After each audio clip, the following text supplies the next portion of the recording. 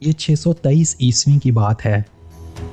ہجرت کو 1 سال گزر چکا تھا۔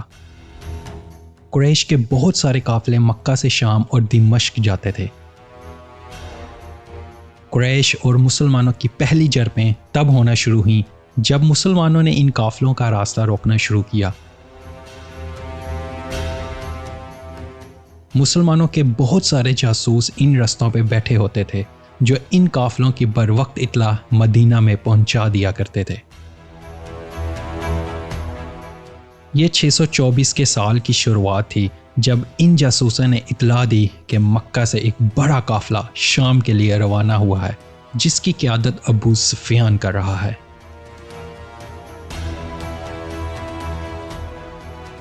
مسلمانوں کو خبر ملی کہ یہ قافلہ ان تجارتی راستوں پہ جا رہا ہے جنہیں مکہ کے کفار استعمال کرتے تھے۔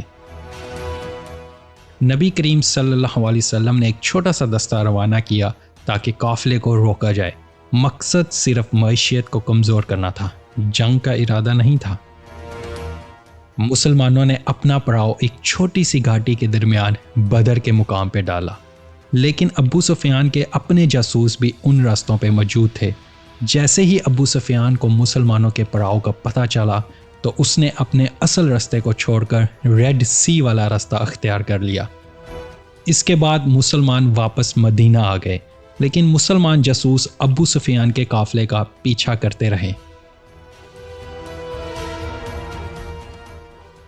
ہفتوں بعد مکہ کا تجارتی قافلہ یروشلم، دمشق اور ارد گرد کے دیگر بڑے شہروں میں کاروبار کرنے کے بعد واپس عرب کی جانب روانہ ہوا۔ مسلمانوں کے جاسوسی دستوں نے دیکھا کہ قافلہ بے شمار دولت سے بھرا ہوا ہے، چنانچہ وہ مدینہ کی طرف دوڑ پڑے تاکہ یہ خبر پہنچا سکیں۔ لیکن ابو سفیان پہلے سے ہی تیار تھا۔ مسلمانوں کے جاسوسی دستے یہ نہیں جانتے تھے کہ ابو سفیان نے بھی جنوبی راستوں پہ اپنے جاسوس مقرر کر کے رکھے ہوئے ہیں جنہوں نے مسلمانوں کی نقل و حرکت کو بھانپ لیا۔ اب اسے یقین ہو چکا تھا کہ مسلمان آ رہے ہیں۔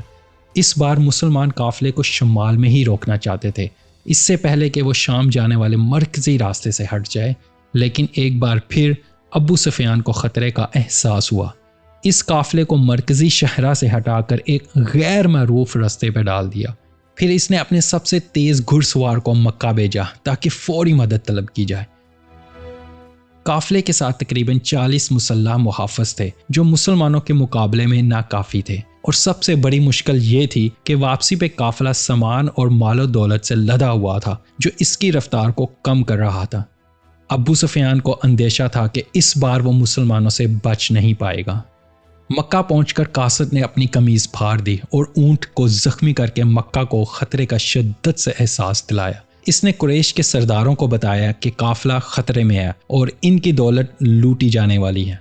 چونکہ مکہ کے تقریباً تمام قبیلے قافلے میں حصہ رکھتے تھے، یہ خبر سنتے ہی مکہ میں ہلچل مچ گئی۔ تقریباً 1300 آدمی فوراً شمال کی جانب روانہ ہو گئے۔ ادھر مسلمانوں کو معلوم ہوا کہ قافلہ ایک بار پھر ان کے ہاتھ سے نکل جا چکا ہے، چنانچہ آپ نے اپنی فوج کو جنوبی جانب سے لے جایا تاکہ ابو سفیان کو مرکزی راستے پہ تلاش کیا جائے۔ لیکن اب تک قافلہ مسلمانوں کی پہنچ سے بہت باہر جا چکا تھا۔ ابو سفیان نے ایک اور قاصد بھیجا کہ وہ محفوظ ہے۔ یہ خبر سن کر مکہ کی فوج خوش ہوئی اور واپس جانے کا ارادہ کرنے لگی، لیکن عمرو بن ہشام، جسے ابو جہل بھی کہتے ہیں، نے انکار کر دیا۔ اس کا کہنا تھا کہ اگر وہ واپس لوٹے تو قریش کی عزت خاک میں مل جائے گی۔ اس نے کہا کہ مسلمان صرف 300 کے قریب آدمیوں کے ساتھ کسی تجارتی قافلے سے مقابلے کے لیے نکلے ہیں اور وہ 1300 جنگجوؤں کی موجودگی کا اندازہ نہیں لگا سکتے۔ ابھی انہیں حیرت میں ڈالنے کا وقت ہے۔ اکثر سردار متفق ہو گئے، لیکن تقریباً 300 آدمی واپس چلے گئے اور باقی 1000 قریش آگے بڑھ گئے۔ ادھر مسلمانوں کی فوج مرکزی راستے پر چلتے ہوئے بدر کی وادی میں جا پڑی۔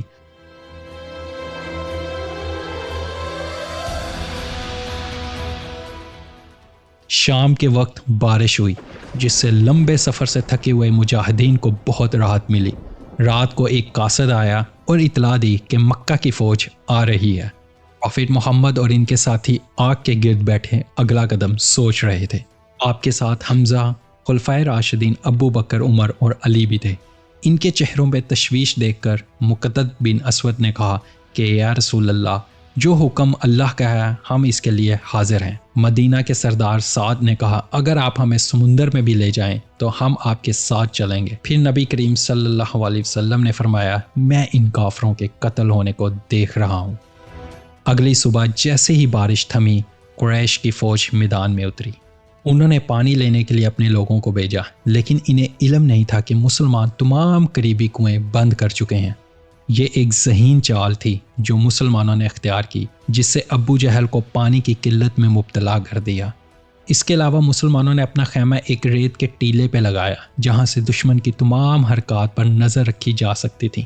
رات کے بارش کے بعد بلند زمین پر ہونے کی وجہ سے مسلمانوں کا علاقہ خشک ہو چکا تھا، جبکہ قریش کی فوج کیچڑ میں پھنس گئی تھی۔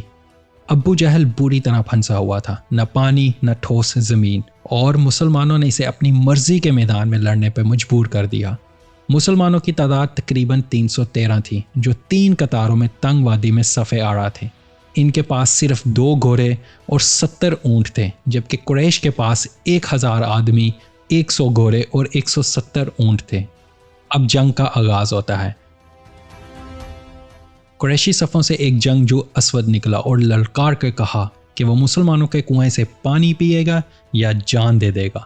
ادھر حمزہ رضی اللہ تعالیٰ نکلے۔ حمزہ نے مقابلہ قبول کیا اور اسے فوراً ہی زخمی کر کے ختم کر دیا۔ اس کے بعد قریش کے 3 نامور سردار عتبہ، اس کا بھائی شیبہ اور بیٹا ولید زرہ بختر پہن کر نکلے۔ مسلمانوں کی طرف سے 3 انصار نکلے، مگر قریش نے لڑنے سے انکار کر دیا۔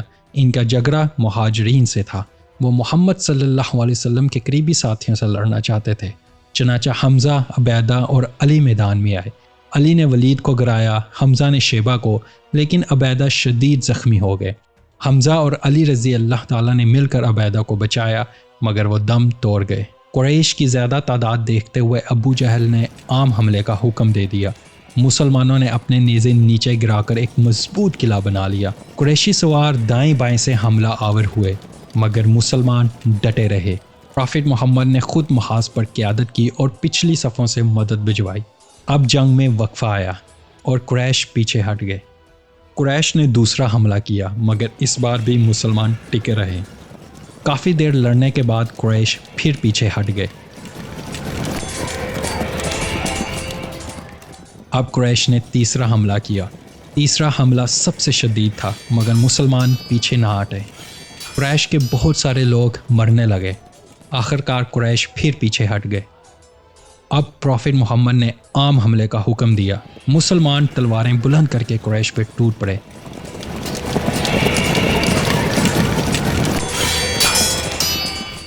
قریش کے پاؤں اکھڑ گئے، کچھ گرفتار ہوئے اور باقی بھاگ نکلے۔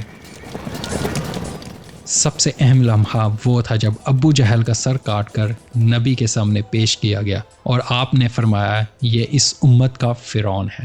مسلمانوں نے غزوہ بدر میں کئی حکمت عملیاں اپنائیں، جن میں پانی کے ذرائع پہ قبضہ سب سے اہم تھا۔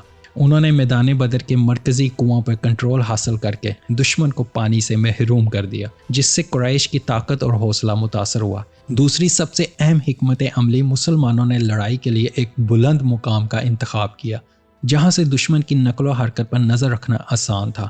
اور تیسری سب سے اہم حکمت عملی، ایسی زمین کا چننا جو قدرتی طور پر محفوظ تھی تاکہ دشمن ان کا گھیراؤ نہ کر سکے اور وہ ایک مضبوط پوزیشن سے لڑائی جاری رکھ سکیں۔ یہ جنگ اسلام کی تاریخ کی سب سے اہم جنگوں میں سے ہے۔ اس کی فتح نے مسلمانوں کا ایک مذہبی اقلیت سے ایک طاقتور سیاسی قوت میں بدل دیا۔ مدینہ میں محمد صلی اللہ علیہ وسلم کی قیادت مستحکم ہوئی اور قریش کا اثر کمزور ہوا، مگر ابو سفیان نے ہار نہ مانی۔ بدر کی جنگ تو ختم ہو گئی، لیکن بدر کی جنگ ایک 6 سالہ طویل جنگ کا آغاز تھی۔